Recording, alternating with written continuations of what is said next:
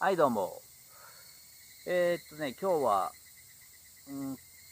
この動画を見てくれている視聴者の方から質問があったので、それについてちょっとお答えしようかなというふうに思います。その質問は何かっていうと、やりたいことがわからないっていう質問ですね。趣味がわからないとか、やりたいことがわからないとか、本当にやりたいことがわからないみたいな、そういった声が、その質問だけでなくて、たくさんいただきます。なので、この動画でちょっとそれについて僕の考えをお話ししようかなというふうに思います。でね、僕自身も、実は本当にやりたいことって、なかなか見つからなかったですね。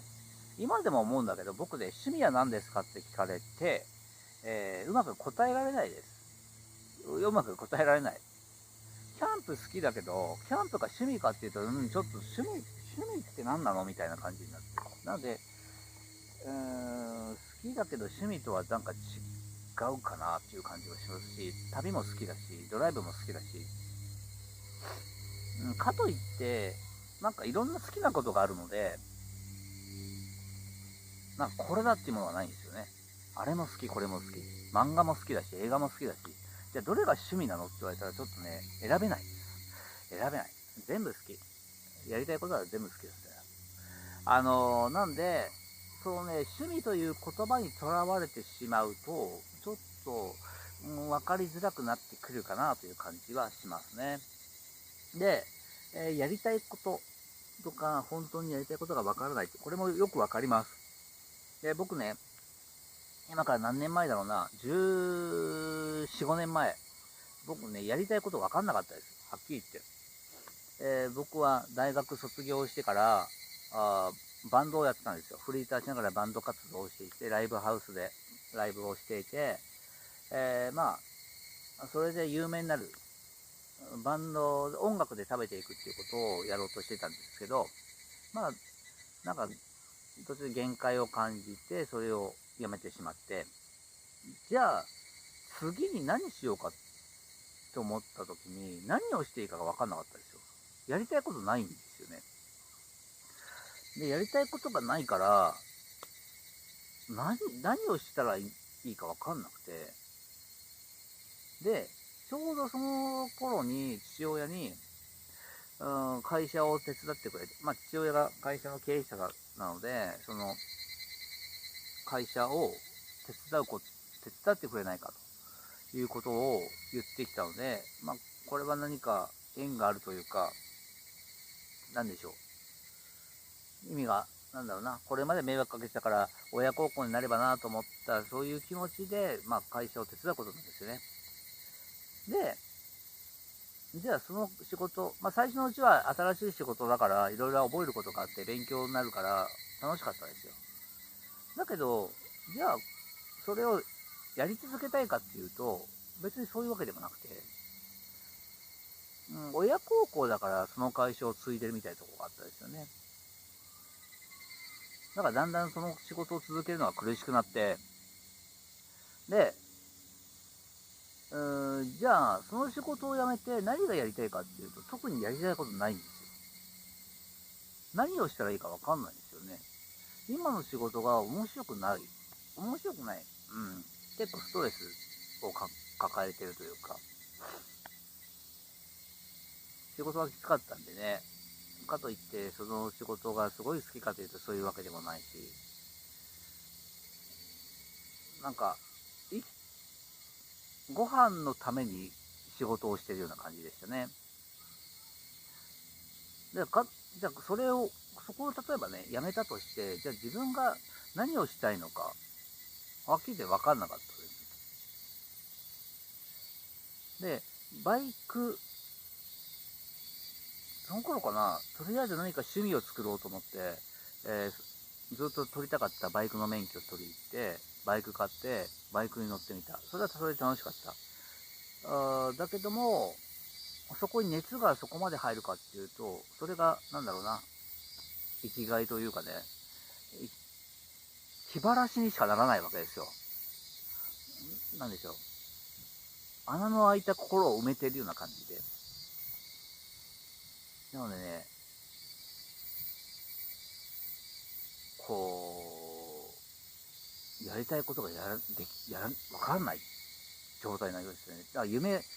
があるかというと夢があるわけでもなくて、何ができるかもわかんないし、やりたいこともわかんないみたいなことがあったのが15年前ですね。だから、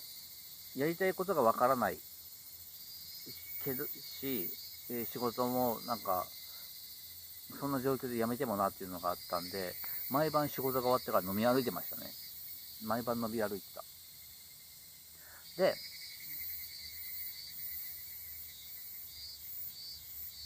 でもそんな中ね、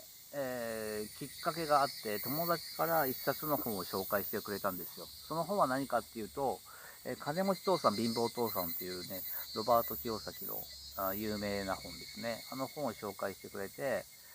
その本を読んで僕衝撃を受けたんですよ。あ、こういう生き方があるのか。ね、不労所得っていうね、なんという素晴らしい響きですね。働かなく、お金に働かせようみたいな考え方。あ、こんな世界があるんだ。そうしたら僕はもっと楽しく生きられるんじゃないかと思っ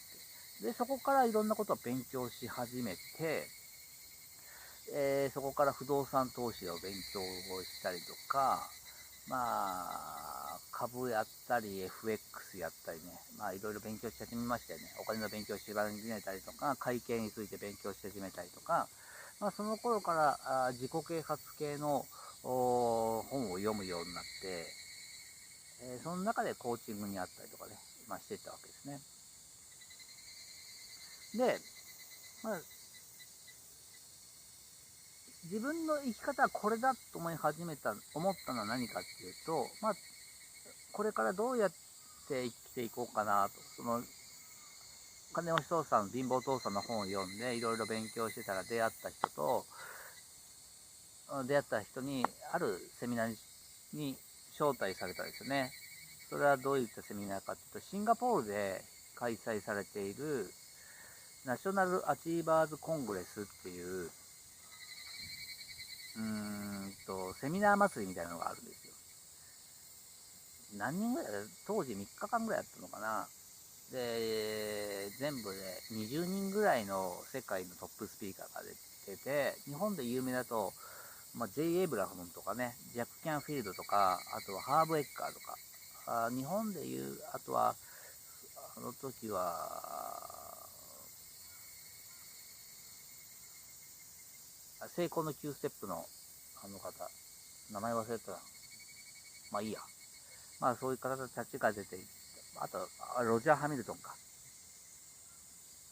結構いろんな人が出てましたね。で、そのセミナーを見たときに、あ、俺セミナー講師になりたいと思ったんですよね。セミナー講師になりたいと思って、まあ直感ですね。まあ海外の人たちのセミナーって日本のこのセミナーの堅苦しいというか、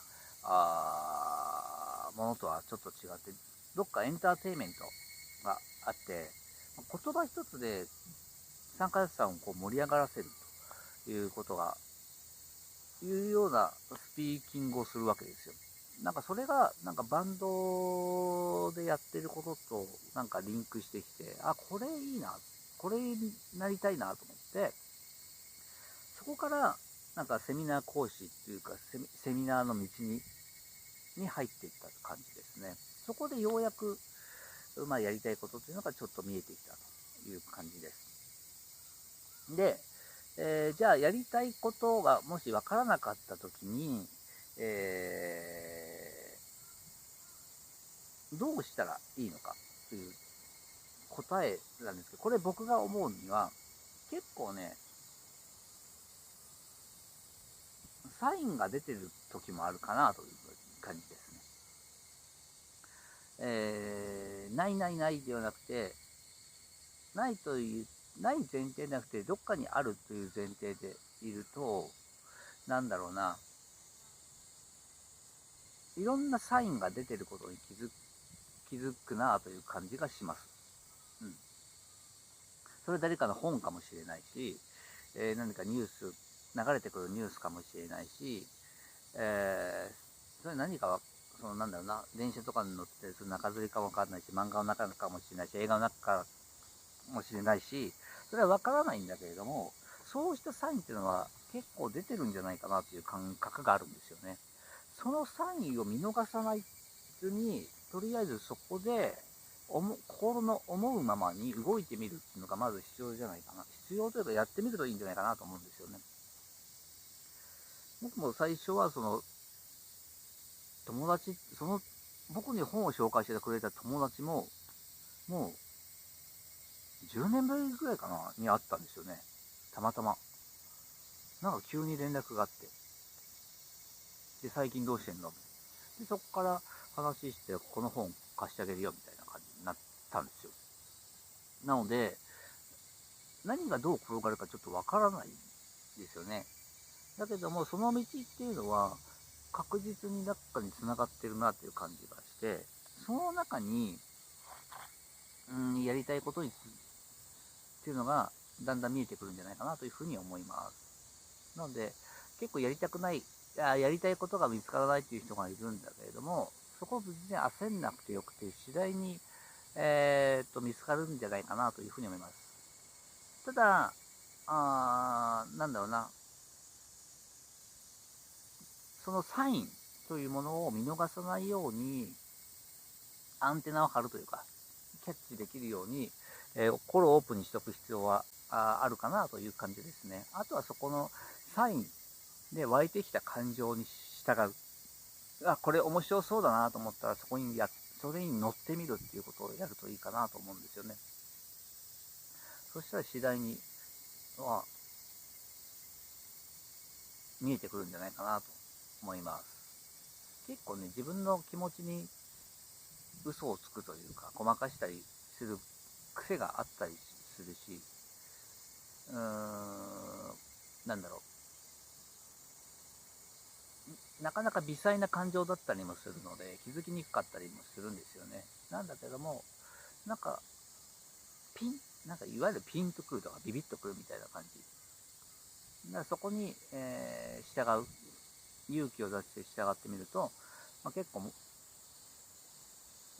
やりたいことにつながってくる感覚はありますね。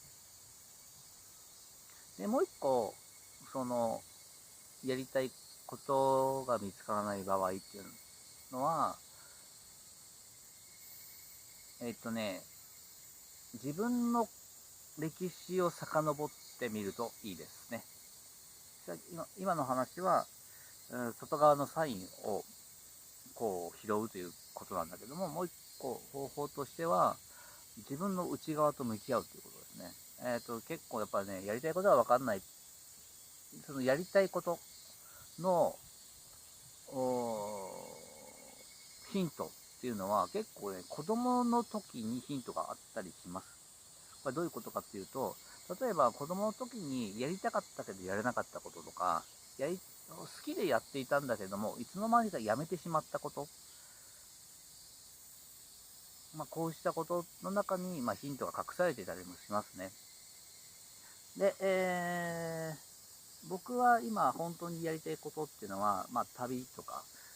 セミナーなんだけれども、これね、自分の歴史を遡ってみると、もうね、幼稚園の頃とか、